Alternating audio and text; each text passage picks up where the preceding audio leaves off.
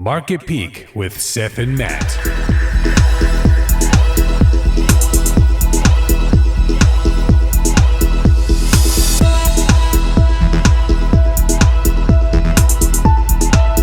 Hey everyone, this is Seth and Matt with Market Peak, P-E-E-K. This is Friday, March 12th, and before we even move with anything, yes, I'm rocking as a stormtrooper today. I don't know, it's Friday. I like rocking stuff on Friday, and I saw this one. I think it looks pretty cool. Please hit the subscribe button way over there, like button somewhere in this area. BTC. And just so all of you new people out there can see my beautiful face, you know, just want to get a little quick look before we go into awesome time. So, all right. Anyway, so we're going to go ahead. We're going to be talking about Blue Sphere is back, which is awesome. A lot of people are excited. Some people are like, ho-hum. Some people don't even know exactly what that even means. The rally continues, which is awesome as well. Always like to see that. And the stimulus is officially law. So, and of course, Matt's going to have his 3 charts. And as always, you know, we're going to make our predictions. And before we get started, you know, so just so you can see the words that are coming out of my mouth, I'll go ahead and pull it off again. We are not financial advisors. None of this is official advice. Do your research, do your D squared, all that cool stuff. Okay, awesome time. All right. So anyway, and please also share. We actually get pretty lucky. We get a lot of traffic from Facebook that, you know, people share our videos. We really appreciate that. So please continue to do so. That would be awesome. Another round of applause for that. And we're going to go ahead and talk about the moves that we made. So I sold all of my rocket. It wasn't doing anything. It was time to just move on. As you can see, I put some into fuel cell. I actually got in this morning. So I got in at a 17.15 average. It's actually closed at 17.98, which is great. I also managed to get a call on that really, really early. I don't know how I got it, but I got 6 contracts for $1 or $1.68, and I actually already made like 21% on that just today because I got it when it was like minus 7%, like when it first opened up. So my watt call that I got for 450 is actually up 51% right now. I'm just gonna hold on to it. I'm still expecting a pop. Those of you following along, I did sell the $4 call that I had in the other account. Use that to buy some fuel cell in that account, as a matter of fact. And then you can see I put in a little $7.50 call because I got it for like 19 cents for April for watt. So there's a possibility it could hit. It's a long shot, but you know, I spent like a couple $100 and it could turn to something big or not. I just thought it was kind of worth it because if watt does pop again, that's where it's going to end up. Because every time it goes higher, the last one was like 650, something like that. So that's pretty much it. Still holding on to my AMC, and I got a little deal with a little call on Palantir as well, $31 call for next April in the 23rd. And that's pretty much it. So that's what we got going on. Really heavy into watt. Still really love it. Fuel cell, if you actually look at it, it's been on a tear. It's actually up 30% from the big dip. And if you actually look at what it's done over the last month, it had that really big dip where it was down to 11.20, but now it's at 18, and that was just about a week. So really, really, big in that. They just actually signed a deal with some European hydrogen company that came out today. So that's all I got. What about you, man? How are things going with you? Make any any interesting moves over there? Just holding firm. Hold it firm, bro. I got you. I hear you. All right, so Blue Sphere is back. I don't know if you knew. It wasn't like a big deal, but people couldn't get their hands on it. And they were kind of like, kind of pissed off because it was dropping. At one point, it was down to like 0.004. Everyone, including myself, was like, oh, dude, it's totally time to get in because I'm on stock twits. People are going crazy. And what ended up happening was nobody could buy it. Schwab was the only one that would let people buy it. So it went from 0.004. I think it finished at like 0.09 cents. So you could have doubled your money like right there, but they just wouldn't let people buy it, which really sucks, man. So maybe Monday, do you think? Possibly? Possibly. Yeah, I mean, I don't know. I've never really come across a stock that had that happen that I was following. So I don't know if it's something where maybe some of the brokerages are like, we're just going to wait a while to make sure it's stable, make sure nobody's messing with it before we even let you buy it again. Or they just want, I don't know. It's just weird. Hopefully Boosphere will come out with some sort of press on Monday. That would be great. I'm still holding to my 35,000 shares. So I'm just, it would have been nice to add a little bit to that as well. That's for sure. So the stimulus, where do you think people are going to put their money? Stock market? What do you think? The stimulus, probably the stock market. I hope so. I feel like, we got a little bit of a push when it got signed or actually passed the Senate, and then another one where the House was like, okay, so it's priced in already, but now it's a matter of, people actually taking that money, investing it, which is probably what's going to happen. So I feel like the next couple of weeks, we have a good opportunity for stuff to keep moving up, I would think. So shrimp, another one of our favorite stocks, right, Matt? You like shrimp a lot, don't you? Absolutely. You like to eat shrimp? Love it. Shrimp, you potatoes, think about shrimp. Scampi, Don't you have shrimp? sandwich. You have shrimp sheets. Don't you have shrimp sheets? Shrimp sheets? Yeah. Like wool. They're made of wool. Sure. Anyway, so it is definitely one of our favorite stocks. It, as you can see, it had tumbled a couple of days ago. It had tumbled all the way down to 44 cents. And it would have been a great opportunity to get a whole lot of it at a good price. I had already bought some on the way down. But as you can see, it finished off at 63, which is about, actually it's pretty good. I mean, it's above where the last support line was and probably has an opportunity to move back up.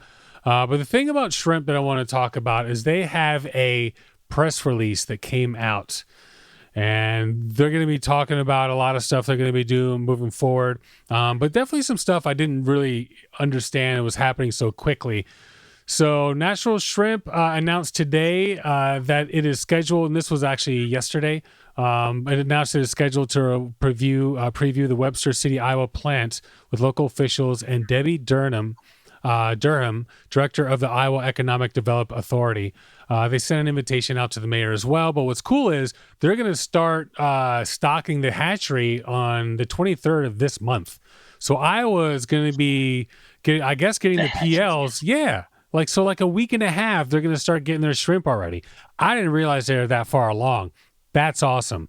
So another thing, we are pleased that our initial investment into the Alder Aqua facility is going well. Continue our timetable to deliver fresh shrimp to the upper Midwest region.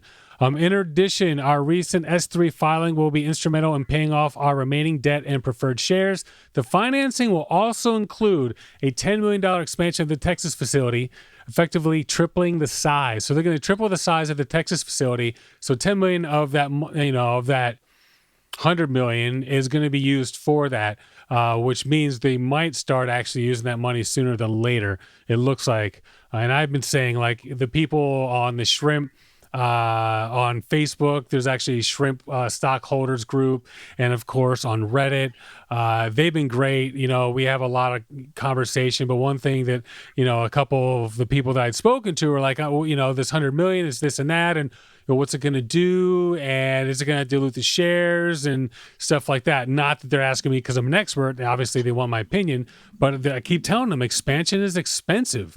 Like you gotta hire people, you gotta, get a processing center. It's not like the shrimp, you can just send them off, you got a trucks, and all the expansion they want to do into other states. It takes money. But the cool thing is they're moving fast with this stuff. So I think it's pretty awesome. They're going to hopefully they'll have like a little press release, and they're going to actually do a preview of what the facilities in Iowa look like. And their last video that they came out with not that long ago was basically, it was like a month ago, showing everything going on in Texas and showing the inside and the tanks and all that. So pretty cool, man. That's pretty much all I have to say about that shrimp. SHMP. We keep talking about it. We keep talking about it, folks. So, all right. That's pretty much all I got about that. So, Palantir. We just covered this. PLTR. Yep. PLTR. That's it. I don't know, building out that shoulder, that right shoulder. Bet you these guys have never seen a stormtrooper drink out of a bottle. Jesus Christ. Keep going, Seth. Just call me Seth, please. Just call me Seth. So Palantir, I mean, 17%. That's pretty good, right? It's not too shabby. Not bad, not shabby. Yeah. Like I said, Fuel Cell did 30. So, and there are other ones that did well, but 17% is a pretty freaking, 30%, yeah. Just a real quick 30%. It was, I wish I would have gotten in earlier, but I got in a good time today. So I still I would love to know who sold me that option because I wasn't supposed to get it that cheap. I think I got really, really lucky. So, all right. Well, I've done most of the talking. Stormtrooper's about to, take a little break. Before we do, please. Stop making me laugh. Don't forget to. Don't start sewing in jokes into the actual show. I'm only going to laugh. I even got my own sound effects, bro. What are you talking about? All right. So Palantir had a pretty decent week, up 11% for the week, up 17% since the big dip in on Monday where everything freaking dipped. Not too bad, right? Yeah, I mean, it looks like from a technical analysis standpoint that it's putting at that right shoulder. If you look at that chart, pretty clearly defined neckline pattern being formed as of today. Now we had that jump. Let's see if we chop around, build out a wide shoulder. Question is, after we build out a wide shoulder, do we continue up or, do we define a wide shoulder on the way down? Wide shoulder looks like if it's anything like the last one, I mean, it could take a few months. And that's about the time where everyone's thinking things might drop a little bit. So we want to raise the roof, but sometimes you got to drop it to the floor. I guess we'll find out. Palantir is going to be a tricky one. It's not going to be easy. No. It's not going to be an easy trade. I don't know, but it's funny because good stock. Swaggy stocks, it was like top 5 for the, good week or two. And all of a sudden it switched around. So it's not even like at all in the top like 10. It's amazing. So of course, GameStop, but that kind of concerned me a little bit. But Palantir is actually number 5 now. But for a while it had dropped off. BlackBerry's jumped up, interestingly. Well, Palantir has a bigger market cap than a lot of those micro cap meme stocks being kind of like tossed around right now. Sure. On the subs. So. And like we've been saying, everyone loves a little mystery, you know, and the fact that, Kathy Woods, she had stated that her company owns, I think it was like 2.2 million shares or something like that. I mean, that's a lot.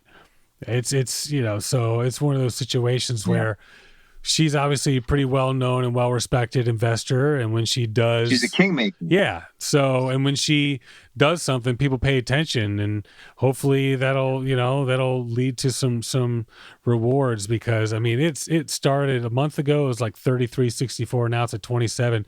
It's creeping up, but I like it when it does it this way. It's just a lot healthier. I think it's a really nice, healthy rise, along with a lot of the other stuff I've been following, though. Agreed. So healthy rises. That's an interesting point. Yeah, the more time we spend defining this wide shoulder, the more likely it is that wide shoulder becomes support, rather than resistance. Sure.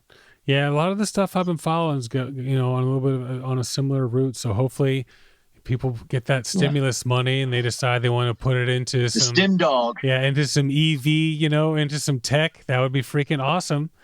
That's for sure. So I think Palantir did pretty well. So, all right, we're going to move into everyone. I did a lot of talking in the beginning. We just kind of wanted to rip through this, but now it's Matt's turn.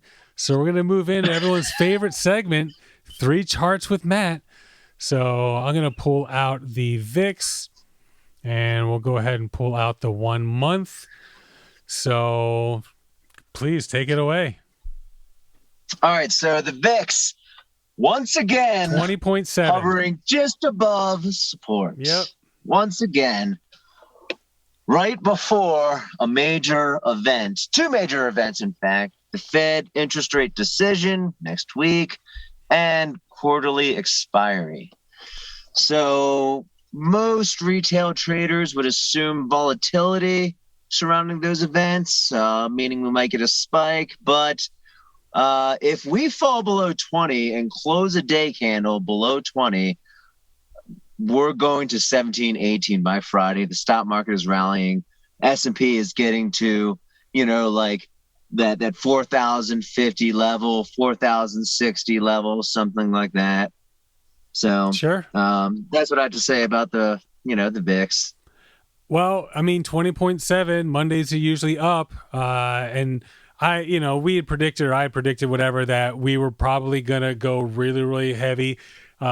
Great rally Thursday, and then Friday was going to be kind of normal. It almost was. It started off really negative, and then I think it was only one index that closed, one of the major indexes that closed in the negative.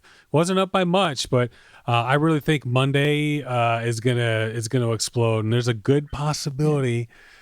There's a good possibility. I'm bullish for next week. One more interesting fact about VIX and its related products: the VXX, which is a 1-to-1 ETF or ETB, excuse me, and the UVXY, which is 1.5 leveraged VIX tracking product, are both, I believe, pretty close to all-time lows. Okay. So like there's definitely a little bit of a widening divergence between the cash index, the spot index, and its other products. So that's interesting to note. What that means, I'm sure we'll find out next week. Sure. We certainly will. I'm expecting things to get pretty crazy. All right, SPG. So this is another one of the ones that you've been following quite heavily, 117.85. So if you go to the yearly chart, you'll see about a year ago that massive red candle. That was the COVID hit. It has since begun a slow crawl back to around where it was a year ago. So my bet is that SPG retest its breakdown candle high from about a year ago. Okay, sure. So the top of that, if it makes it there and goes to I'd say like the mid 130s level, I'm pretty sure that it breaks out, posts some new all-time highs. I'm bullish on commercial real estate right now, only because Especially it's now. one of those few hollowed outs. Yeah, and it's still heavily shorted sector. So where's the money going to go? Where yield and risk is greatest right now, commercial real estate being one of those playgrounds. Sure. I agree.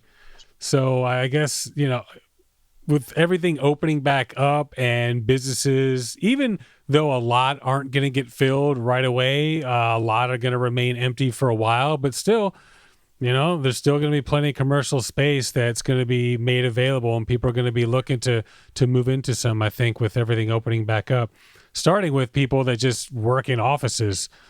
All right. So Bitcoin right now, 56,000. It's not really moving right now, but anyway, 56,000. That's about where we are for right now. Yeah.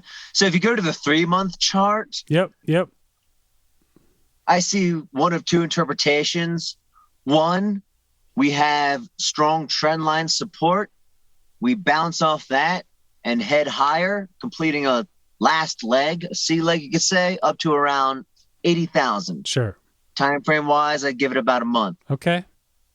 Wow. Second interpretation, we're forming a double top and we head lower. So what do you think? I think it's going to go up. we are going to bounce off trendline support. I think so too. So, and you've been talking about Ethereum kind of catching up to Bitcoin, which is awesome. I feel like that's probably going to be my next crypto investment because I kind of agree with you. And we're actually, our other show, Because We Said So, we're going to be talking about the whole thing with the non-fungible tokens, NFTs. And they were talking about like crypto kitties and this and that. And I have my little crypto kitty harem. So who knows? Maybe some of them will be worth something because people are talking about how that was like the first like style of anyway. But yeah, I think I own a crypto kitty harem, not for the worth, like not for like the asset value, but for the entertainment value. For the nostalgic, yeah. I got you. I mean, I don't think I got one in like the 56,000s, which is actually pretty early on. Not bad. It's not bad, man. It's not bad. Not bad for a stormtrooper. Yeah. All right. So anyway, I guess with Bitcoin, I expect it to keep going up too. Ethereum along with it.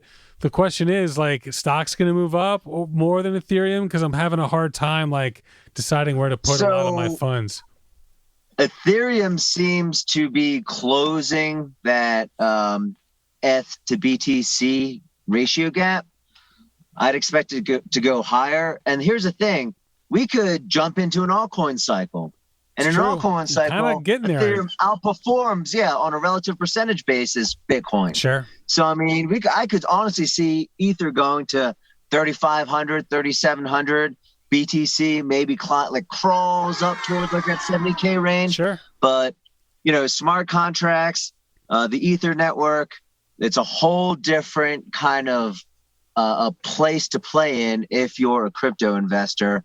And unlike a lot of people, I tend to view BTC and ETH-based altcoins as two separate kind of universes, to be honest. That's true. With two separate, well, they work differently. They just have completely different structures.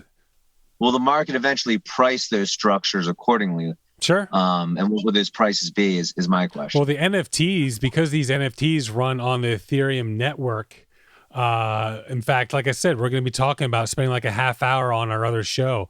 And so, but in researching that, like what they're saying is some of these transactions, use enough electricity for a house for like a year because they're so complex. Because, especially with like some of the art ones, because you're talking about the art and where it was purchased, you're putting code in there. Like the first tweet ever that sold for like 2.5 billion, the source code for that also has to be in the block.